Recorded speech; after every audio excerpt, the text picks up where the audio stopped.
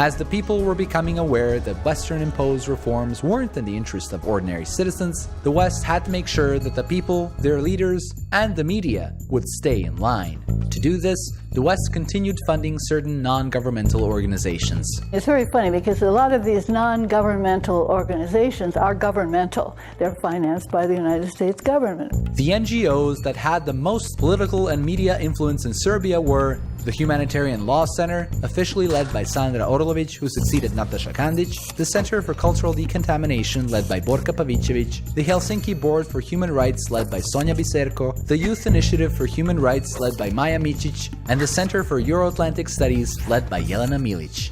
Most of these NGOs operated in other republics of the former Yugoslavia as well, but the Serbian representatives were the most interesting. Serbian public, they immediately discard us and discharge us as paid by NATO. But where does the center receive its funding? From Open Society Fund in Belgrade, from National Endowment for Democracy, from Rockefeller Brothers Foundation. National Endowment for Democracy, Rockefeller Brothers.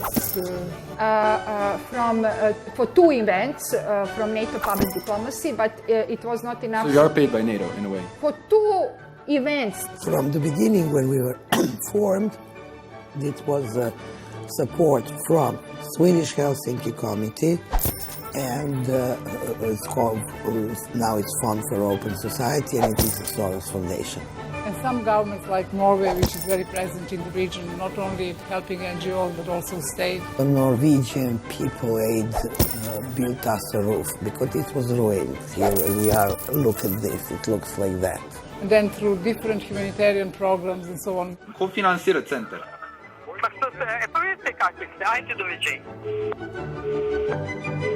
What Ms. Kandić didn't want to say is that her Humanitarian Law Center was directly funded by the National Endowment for Democracy, the Rockefeller Brothers Fund, the Open Society Foundation, USAID, the United States Institute of Peace, the Balkan Trust for Democracy, Civil Rights Defenders, the King Baldwin Foundation, and then there's also the European Commission, the OSCE Mission to Serbia, the British Embassy in Belgrade, the Austrian Development Cooperation, the Canadian Embassy in Belgrade, the German Embassy in Belgrade, the Royal Netherlands Embassy in Belgrade, the Swiss Ministry of Foreign Affairs, the Norwegian Ministry of Foreign Affairs, and 10 other foreign organizations. At the end of the day, whose interest is Ms. Kandić looking after? The citizens of Serbia, who largely dislike her work, or all these foreign governments and organizations which give her money?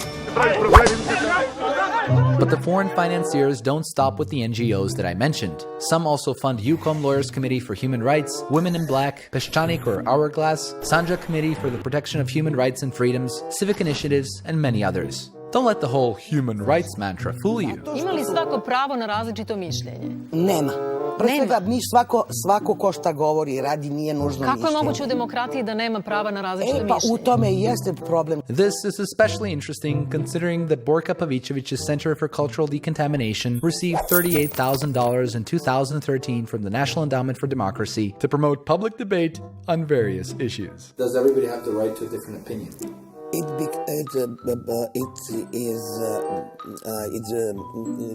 NGO members were also members of political parties at the same time, like Dušan Gamser, who was an economic advisor at the Center for Euro-Atlantic Studies, as well as the international secretary of the Liberal Democratic Party. So you're a member of a political party and you work at an NGO? Yes, why not? You don't think there's a conflict of interest? No, I don't. Why not? Yeah, these are different things. In political party, you are helping your party colleagues to get to power. You are advising them. You do various things in the party. And when you are in the NGO, you do things, maybe same things, by other methods. So where is the line between these NGOs and political parties? Aren't NGOs supposed to be the corrective factor of all levels of government, instead of betting on who'll get into the government? The goal of these NGOs, however, was something else. We all gathered ourselves pretty much on the same values and same goals that we thought would be good for Serbia for more than 10 years in different settings of us knowing each other more or less. And whenever we recruit new interims or whoever, we always refer them to our website, to our manifesto, and openly say that we are in favor of Serbian NATO membership. But it doesn't stop there. These NGOs don't wait for citizens to become legal adults in order for those NGOs to start recruiting them or shaping their opinions on various political or social issues. We have, for example, many educational programs now 10 years, mostly secondary school children and students. So we have human rights schools which last 10 days. We gather children from all over Serbia, from different backgrounds. We select usually 30 children. In 10 days, and it's a very intensive program, they really change. In what way? They're offered a framework, a referential framework to think. You just have to guide them, to tell them what is wrong and what is good, what is evil, So these elementary things, just to show them direction. They easily accept it. Yes, children do tend to get brainwashed more easily. I zato treba bogato, iskustvo pedagoga. Da, Bobe. U zemlji kao što je Srbija, gde je dostignut visok nivo psihosocijalne dezintegracije društva, lako je manipulisati čitavim društvom, pa i delovima društva, bilo kojim grupama, a pogotovo onim najosjetljivijim, to su u svakom slučaju mladi, koji su tek u procesu formiranja nekih svojih vrednostnih i životnih stavova, pa je ono što naš narod naziva ispiranje mozga, a to je u stvari intelektualni inženjering, pre svega vrednostnih, znači političkih stavova, koji su najvažniji, najinteresantnije onima koji to koriste, jer mladi tek formiraju svoje stavove i lako mogu i da ih menjaju. Zato oni jesu ciljna grupa za one koji hoće da manipulišu njim. That's why NGOs don't waste time in making it clear who are the world's good guys. The West is almost a synonym for democracy, for the respect of human rights and rule of law, for individual liberties. But hey, I'm sure these NGOs can be critical towards the West as well, despite receiving money from them. Do I think that United States might be unfair sometimes towards somebody? Yes, of course. No one is perfect. Do you have any examples of that? Sure. I don't know. Now I have hard times imagining the example, but maybe... That's okay. It's not like the United States or the CIA ever admit to making mistakes either. The United States and the CIA as one of its implements made mistakes and makes mistakes all the time. Oh, so the former CIA director does admit that. But Dusan Gamser can't think of any mistakes. I don't know. Talk about being more Catholic than the Pope.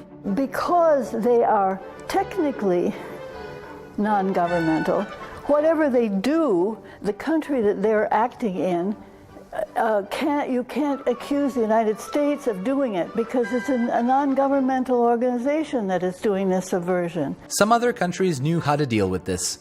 In 2012, Russian President Vladimir Putin approved a law which was previously cleared with overwhelming support by parliament, obliging NGOs that received funding from abroad to register as foreign agents. The US State Department quickly condemned the law, which was really odd considering that the US passed a very similar law, the Foreign Agents Registration Act, back in 1938. Today's threat to our national security is not a matter of military weapons alone. We know of new methods of attack. The Trojan Horse, the fifth column, spies, saboteurs, and traitors. Our moral and our mental defenses must be raised up as never before against those who would cast a smokescreen across our vision. The US law requires groups representing the interests of foreign powers in a political or quasi-political capacity to disclose their relationship with the foreign government and information about related activities and finances. This law is still in effect in the US. If America really is about freedom, democracy and the rule of law, then it should be doing the same sort of thing in Saudi Arabia, but they don't. Believe it or not, it's the only country in the world that forbids women from driving a vehicle. Last month, yet another woman was executed on charges of sorcery and witchcraft. Beheaded for sorcery. The 54-year-old was beheaded by a single blow of sword earlier this month. Saudi officials then dangled her corpse from a helicopter to make sure the public could see the grotesque result of the execution. A country where homosexuality is punishable by death. A country where apostasy is punishable by death. A country where adultery for women is punishable by death. What about for men? Oh, well, no, men are allowed to have as many wives as they want. Let's have a look at the situation for women. They barely have any rights. Their rights in education is restricted. They're restricted when it comes to elections. So that just shows what Saudi Arabia is like domestically. But you could argue there's even a more sinister aspect to Saudi Arabia. Saudi Arabia has been and remains the leading exporter of Islamic extremism to the world and Islamic terrorism in the world. It was Saudi Arabia that gave birth to Al-Qaeda, from 9/11 to Bali to Madrid to London to Damascus. The roots go all the way back to Saudi Arabia. Wow, from what this guy's saying, Saudi Arabia sounds like a horrible place. It must be on top of America's terrorist list. Well, they're not at all on top of America's terrorist list. Saudi Arabia is one of America's closest allies in the world because of the business links there. If the Americans were so sincere about protecting and encouraging human rights in the world and democracy, there'd be an American naval flotilla off the coast of Saudi Arabia. It's one of the most wicked regimes in the world. Can you imagine US-funded NGOs scheduling a date for a gay pride parade in the Saudi capital, Riyadh? Or perhaps a punk band similar to the Russian Pussy Riot bursting into a mosque to denounce the Saudi monarchy? What do you think would happen to them? The foreign-funded civil society issue had little to do with human rights, and even less with democracy. In Introducing Democracy, a book written by David Beetham and Kevin Boyle, and published by UNESCO for the education of people in newly established democracies on human rights and political freedoms, it said that an influence of an NGO on a government can be democratic only if it stems from mass membership, and not that which stems from the accumulation of wealth or power in the hands of a few. In Serbia, according to their websites or statutes, the Center for Cultural Decontamination had 14 members, the Helsinki Board for Human Rights had 9 members, the Humanitarian Law Center had 8 members, and the Center for Euro-Atlantic Studies had 4 members. As for the funding, despite these organizations practically framing the word transparency on their walls, they never were very transparent regarding how much money they received. So I did a little investigative work and sent out questionnaires to all of the sponsors of the organizations that I mentioned, asking how much money they gave to the NGOs. A few actually replied.